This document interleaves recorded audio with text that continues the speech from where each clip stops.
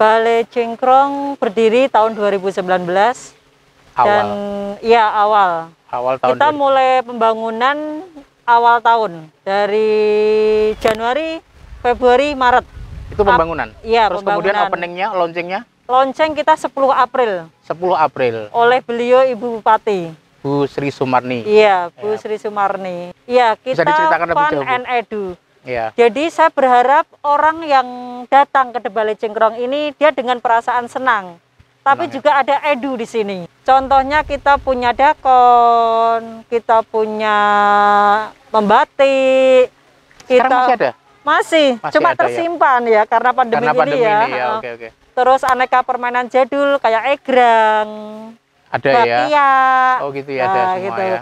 Dan kita juga punya resto. Kebetulan resto kita adalah resto menu sawah. Iya, menu sawah.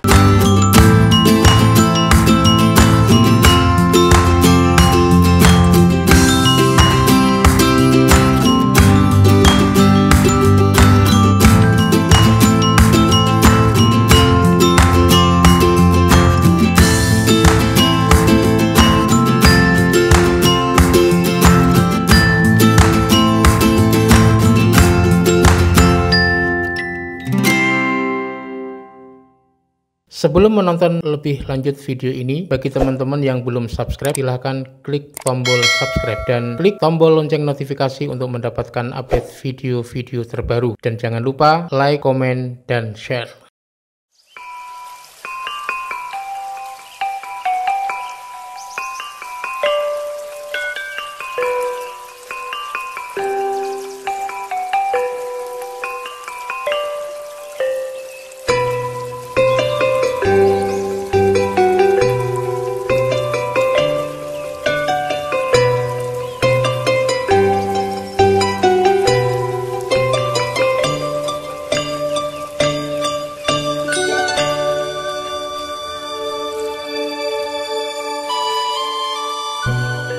Assalamualaikum warahmatullahi wabarakatuh. Waalaikumsalam warahmatullahi wabarakatuh. Teman-teman dimanapun berada, bertemu kembali dengan saya Badiatul Mukhlisin Asti di channel Jateng Nyampleng ID. Saat ini saya sedang berada di Balai Cingkrong, salah satu objek wisata di Kabupaten Grobogan, dan saya telah bersama dengan Bu Jasmi. Bu Jasmi ini adalah kepala desa Cingkrong yang mengelola objek wisata ini. Assalamualaikum Bu Jasmi. Waalaikumsalam warahmatullahi wabarakatuh. Bisa diceritakan kapan Balai Cingkrong ini berdiri dan kemudian apa latar belakang yang menjadi latar pendirian objek wisata ini, Bu? Balai Cingkrong berdiri tahun 2019. Awal tahun. Kita mulai pembangunan awal tahun dari Januari, Februari, Maret. Itu pembangunan? Iya, terus pembangunan. Kemudian openingnya, launchingnya? Launching kita 10 April. 10 April. Oleh beliau Ibu Bupati.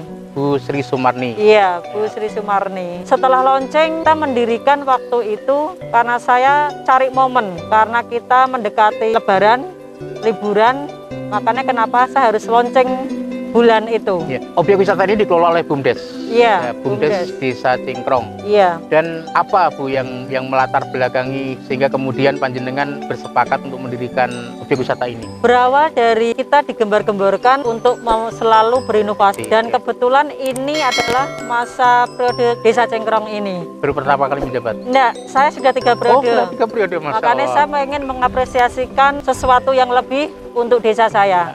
Dan kebetulan kita punya konsep. Awal mulanya kita hanya punya belumbang ini. Belumbang ini belumbang, ya. Ya, belumbang. Tapi segede ini nggak belumbang ya, Bu? Iya. Oh gitu ya. Dulu kita hanya dikasih ikan untuk mancing, terus. Itu sebelum Balai Cingkrong berdiri? Iya. Oh gitu ya. Makanya kita bisa lihat di profilnya. Dulu emang belumbang hanya kita kasih ikan untuk mancing. Setelahnya itu kita benahi dengan konsep alami. Sebelum lebih jauh, ini belumbang ini milik desa, di lahan desa? Oh, lahan desa. Ini kebetulan letaknya di belakang Balai Desa Cingkrong, Kecamatan Purwodadi, Kabupaten Grobogan. Kalau konsep dari Balai Cingkrong sendiri, Bu, kan ada tulisannya Fun and Education. Bisa diceritakan lebih jauh? Fun and Edu. Ya. Jadi saya berharap orang yang datang ke Balai Cingkrong ini dia dengan perasaan senang. tapi juga ada edu di sini. Edu Karena ya. begitu kita masuk di depan itu ada edu lalu lintas. Anak-anak bisa kita ajarin cara berkendara dengan baik, berlalu lintas dengan baik. Itu ada di depan. Setelahnya itu kita masuk di lorong-lorong ini dan sekitar kolam ini. Ini ada kalau orang dulu bilang brujul. Brujul ini untuk membajak sawah, untuk mengolah pertanian di sawah. Ini sepanjang ini brujul ini. Oh gitu ya. Oh iya, brujul. Oke. Ya. Sekarang sudah ada. Sekarang brujul sudah diganti mesin. Ya, sekarang traktor. Ya, dan aneka mesin olahan lainnya. Makanya oh berarti ternyata gini ya, ada brujulnya. Setelahnya itu, ya itu tadi. Kita dulu punya aneka permainan jadul. Contohnya Bu? Contohnya kita punya dakon, kita punya pembatik. Sekarang masih ada? Masih cuma tersimpan ya karena pandemi ini ya. Oke. Terus aneka permainan jadul kayak egrang, bakia.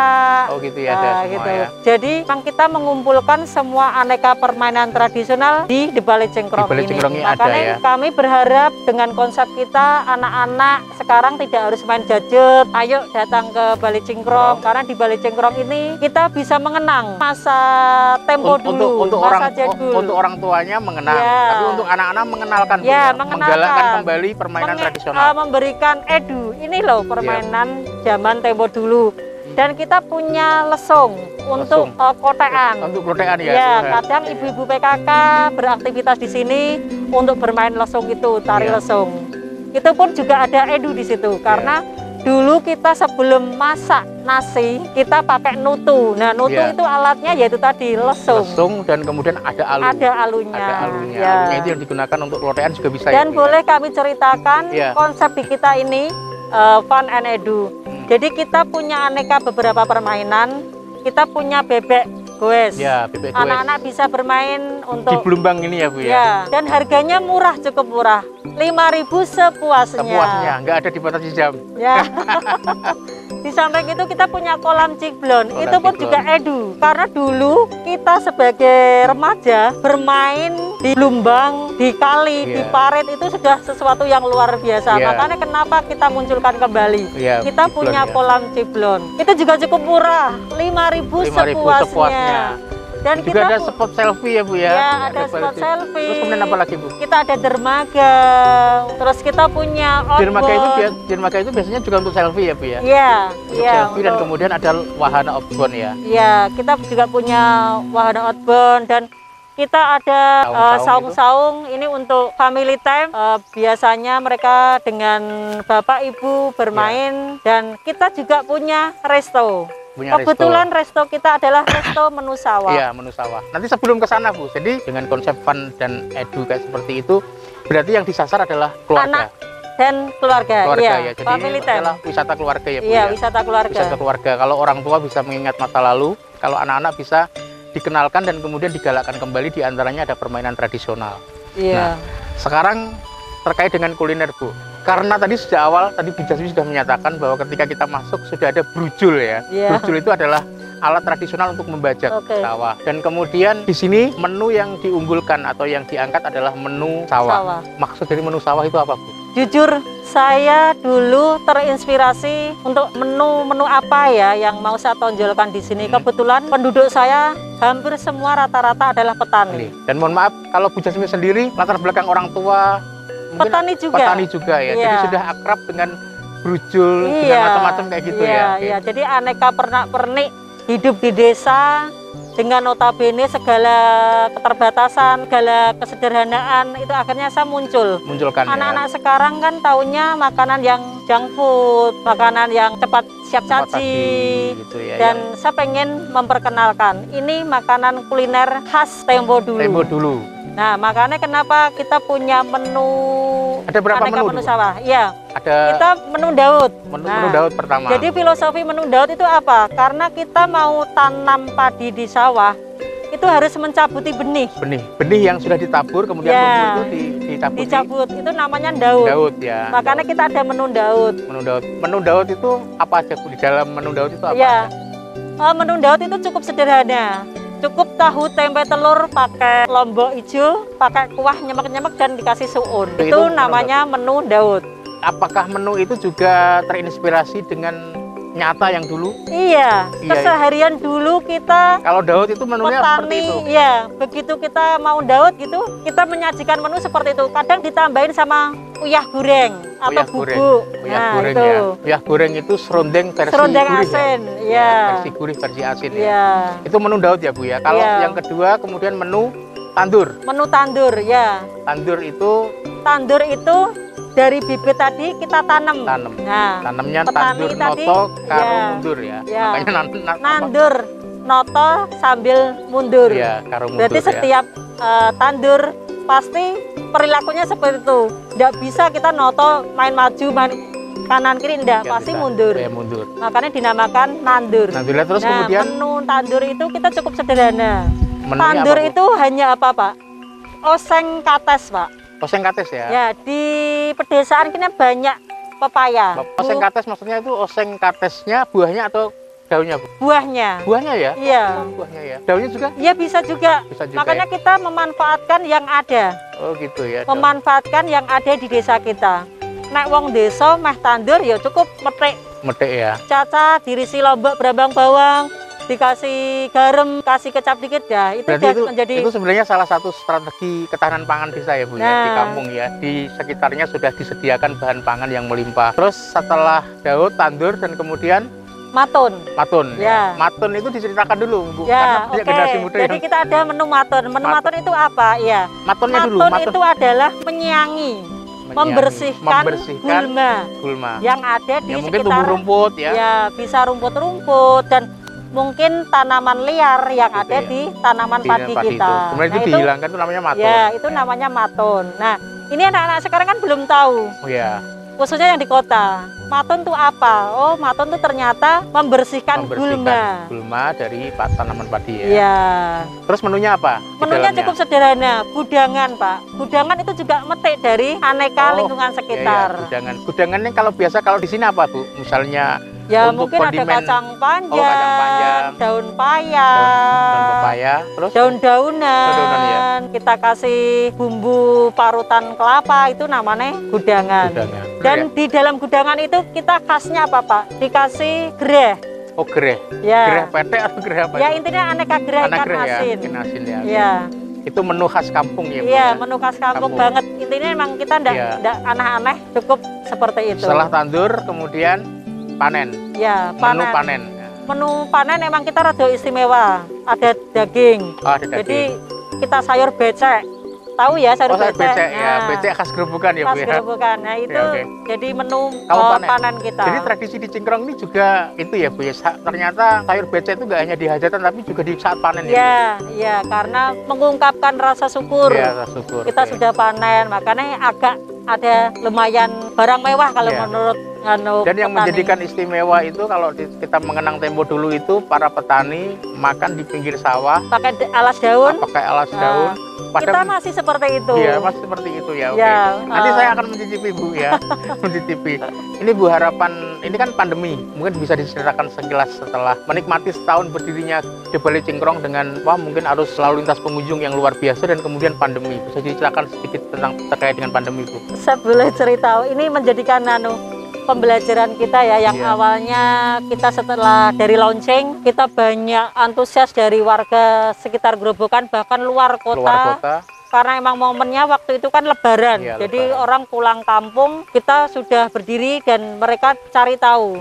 Dari situ alhamdulillah 1 tahun kemudian, jadi kita kena pandemi. April kemudian Maret kena pandemi. Maret 2020 kita Iya, kena pandemi. oke, pandemi. Dari pandemi itu kita tiarap, bahkan yang awal mulanya karyawan kita itu ada sekitar 30, kita tuh harus merumahkan dan bahkan kita pakai sistem bergilir.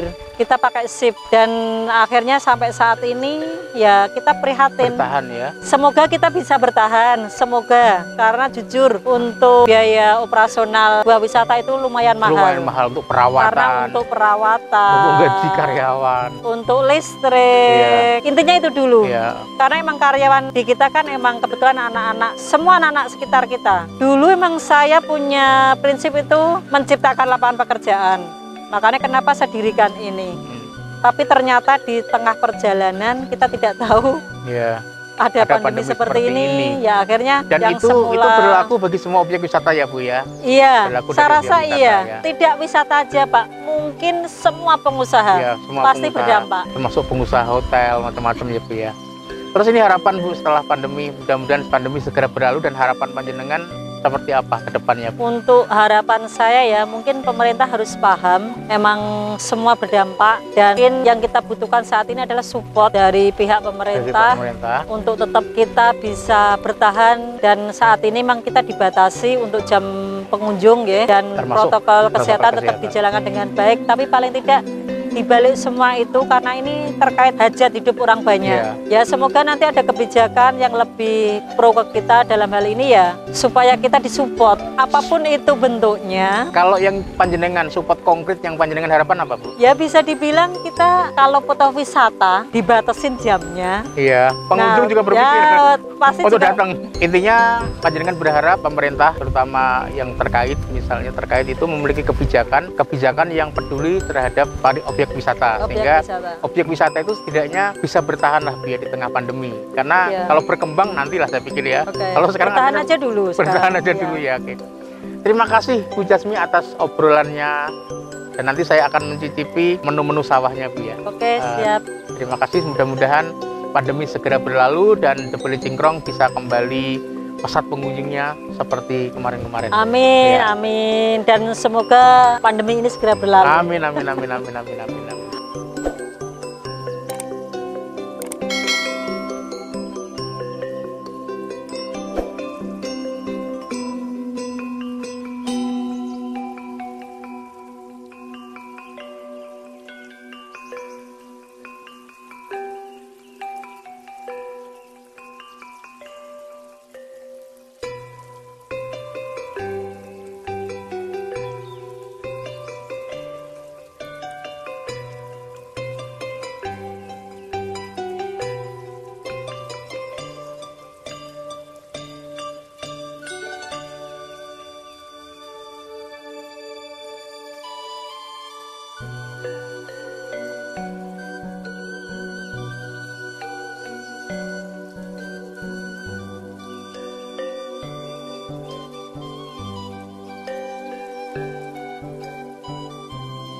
Teman-teman pencinta kuliner tradisional dimanapun berada, saat ini di hadapan saya sudah ada menu-menu sawah tadi yang disampaikan oleh Bu Jasmi tadi ya. Di restonya Debele Cingkrong ini memang mengunggulkan, jadi menyediakan menu unggulan yaitu adalah menu-menu sawah. Jadi kalau untuk mereka yang pernah hidup di kampung di era tahun 70-an, tahun 80-an, tahun 90-an yang keluarganya berlatar belakang petani, maka tentu sangat akrab dengan menu-menu seperti ini yang biasa disajikan di saat momen-momen tertentu bagi para petani ya. Di antaranya yang ada di Debele Cingkrong itu menu sawahnya ada setidaknya 4. Yang pertama adalah menu Daud tadi, menu Daud. Daud itu adalah mencabut benih padi yang siap ditanam di sawah, gitu ya. Jadi kalau orang desa pasti paham apa itu yang namanya Daud, gitu ya, Daud ya, gitu ya. Menunya ini, ya kebetulan kita hanya ada 3 menu, kita memesan 3 menu. 2 menunya adalah menu sawah. Yang pertama ini menu Daud ini ya, menu Daud. Menu Daud itu ada nasi, kemudian tempe tahu, soun nyemek, telur, ya, ada serundeng. Ya, serundeng asin ini, serundeng asin sama kemudian ada sambal dan kemudian rempeyek. Ya. Setelah Daud itu petani dan kemudian tandur. Ya, tandur. Dinamakan nandur atau tandur itu karena noponya sambil mundur. Nanam padi itu para petani selalu mundur ya. Gak ada orang petani nanam padi itu ke depan, nggak, pasti mundur. Ya, mundur. Kebetulan kita tidak pesan menu tandur karena menunya sudah habis tadi. Tandur itu menanam benih padi di sawah. Itu sebenarnya nasi, oseng kates, tempe goreng, sambal, peyek, sama ikan asin. Setelah tandur itu kemudian ada lagi aktivitas petani, yaitu adalah matun. Matun itu adalah menyiangi gulma tanaman rumput liar di antara tanaman padi. Jadi kalau kita tanam padi kadang tumbuh rumput, nah itu rumputnya dihilangkan. Itu namanya matun. Nah, matun itu ini menunya. Ya, ada nasi, ada gudangan atau urap, ada oseng gereh sama lombok hijau ini, dan kemudian ada apa? Ada lalapannya. Ini apa? Mentimun, dan kemudian ada sambal, dan kemudian ada rempeyeknya. Ini. Setelah matun, kemudian panen. Panen ini memetik hasil dari apa yang ditanam. Seperti kata Bu Jasmi tadi, menunya menu agak spesial, yaitu adalah menu sayur becek, kemudian ada lalapan lombok hijaunya. Tapi becek ini sudah merupakan salah satu kuliner khas Gerobokan. Ternyata di desa Cingkrong ini sayur becek itu tidak hanya disajikan di saat orang-orang hajatan, misalnya mantenan atau menghitankan anak, tetapi ternyata juga disajikan saat masa-masa panen. Ini sungguh luar biasa ya. Ini sungguh luar biasa. Maka ini saya akan mencicipi. Dan ini ada menu yang lain ya, selain menu sawah, di sini juga ada menu-menu lainnya sebenarnya. Di antaranya menu ramesan ya, seperti rames biasa lah ya. Ada kering tempe dan kemudian ada mie ya, ada mie. Saya akan mencicipi yang ini dulu ya, menu matun ya, menu matun, ada gudangannya ini. Saya coba akan cicipi dulu.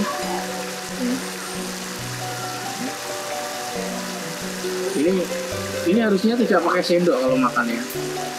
Makan kalau orang petani itu, dan kemudian keluarga saya, ayah saya juga seorang petani. Jadi kalau ngirim makan di sawah dan kemudian di pinggir sawah makan pakai lemek daun pisang, makannya pakai tangan, nggak usah pakai sendok, itu luar biasa. Luar biasa, itu adalah sebuah kenangan yang luar biasa. Dan ini di Debale Cingkrong, menu-menu masa lalu itu dihadirkan kembali sebagai edukasi, sebagai wisata nostalgia. Ya. Ini gudangannya, dan ini ada oseng atau ungker lombok hijau, dan kemudian gereh. Ini dimakan apa ini? Ya, saya makan. Bismillahirrahmanirrahim.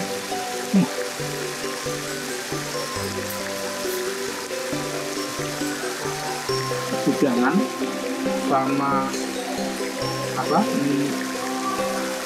ungker lombok hijau dan gereh, kemudian dipadu ini sambal tomat, betul-betul padu rasanya, enak banget.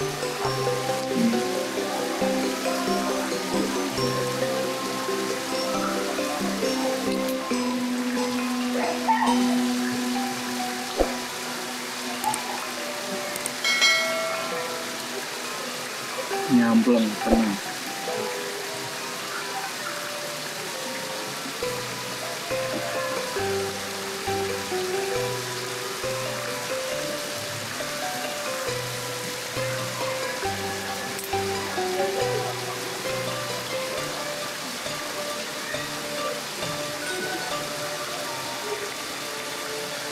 Salut untuk Bu Jasmi dan Debale Cingkrong yang menghadirkan menu-menu yang spesial seperti ini ya.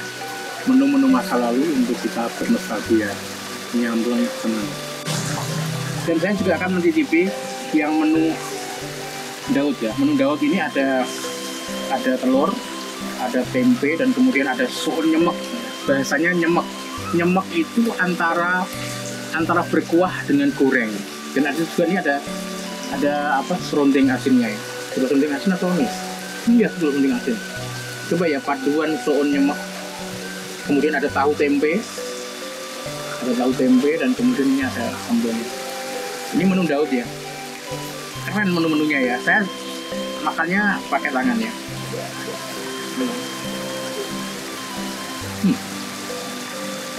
Sensasinya luar biasa. Ini kalau makan di pinggir sawah, ketika perut keadaan lapar, luar biasa, mantap pastinya. Ini mantap nih.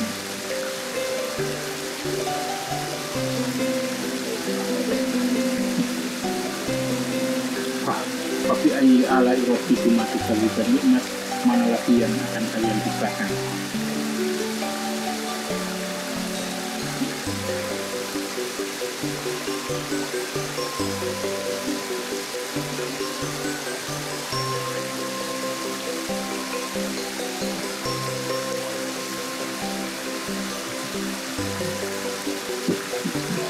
Jadi kalau Anda sedang berada di Kota Purwodadi, Grobogan, Jawa Tengah, Anda bisa mampir di Debale Cingkrong, sebuah wisata edukasi.